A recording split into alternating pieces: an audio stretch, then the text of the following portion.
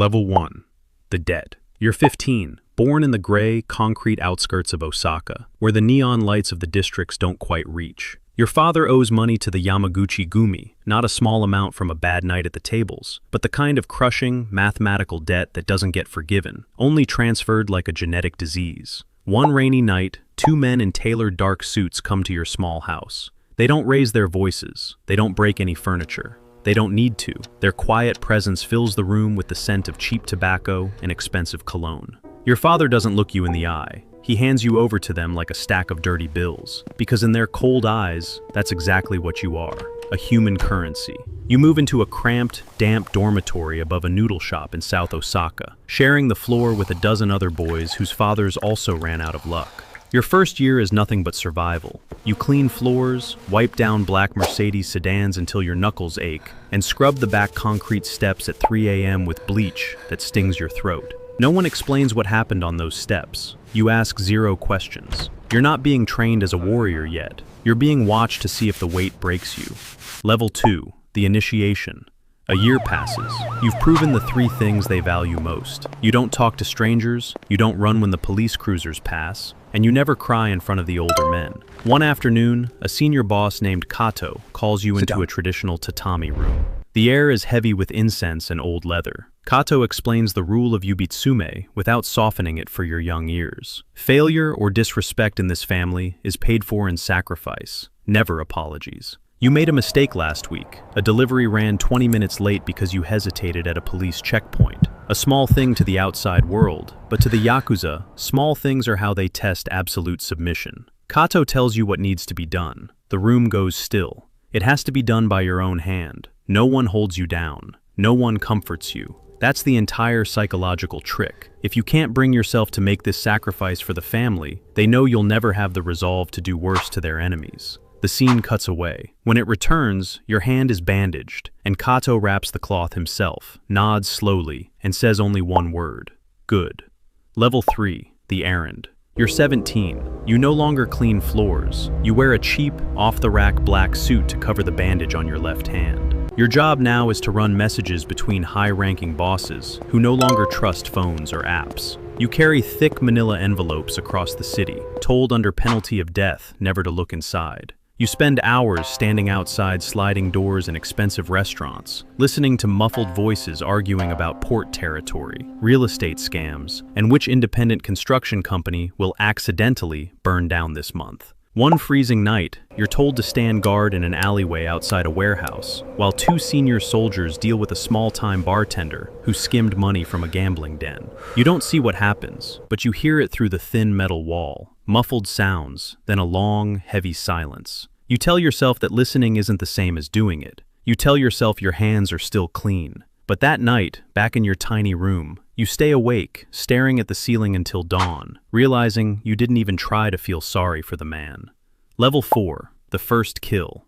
You're 19. The calluses on your mind are fully formed. Kato calls you to his private office and hands you a photograph and a handwritten address in Kobe. No explanation is given, and none is expected. This is the threshold you've been moving toward since the night in the tatami room. You spend 3 days in a parked car outside a gray apartment complex, memorizing the target's entire routine, the exact time he gets his morning coffee, his walk home through the unlit alleyway, the 15-second blind spot where the security camera rotates away from the doorway. You don't use a gun. Firearms bring police too quickly, and bullets can be traced. When he steps into the shadow of the doorway, you move before your brain can think. It's over in seconds. You walk away smoothly into the crowded street, blending in, never looking back.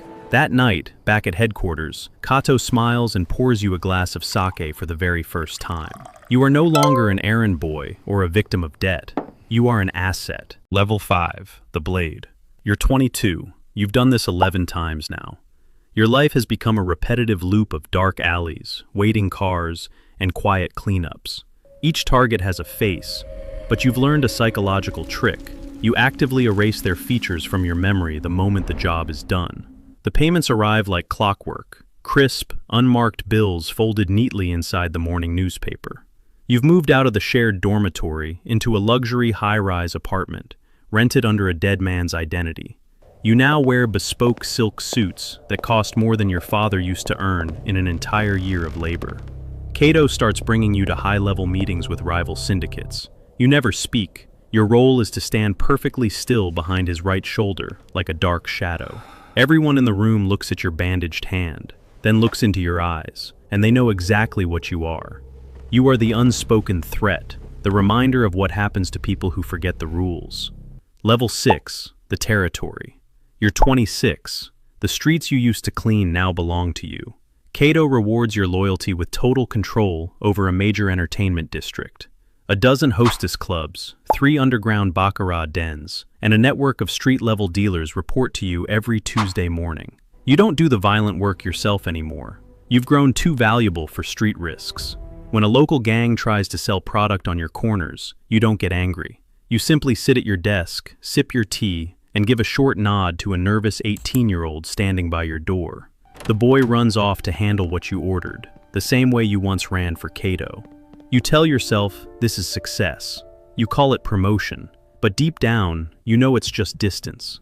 And distance is the comfortable lie that powerful men use to convince themselves they aren't monsters, even while they control the cage. Level 7, the council. You're 30. You're invited to the grand table, taking an oath as one of 9 regional bosses. Hundreds of millions of yen flow through your fingers, but none of it looks dirty anymore. It moves through legitimate construction bids, shipping lines, and shell real estate firms that look immaculate to government auditors. The police have a specialized task force that has followed your car for a decade, yet they've never made a single charge stick.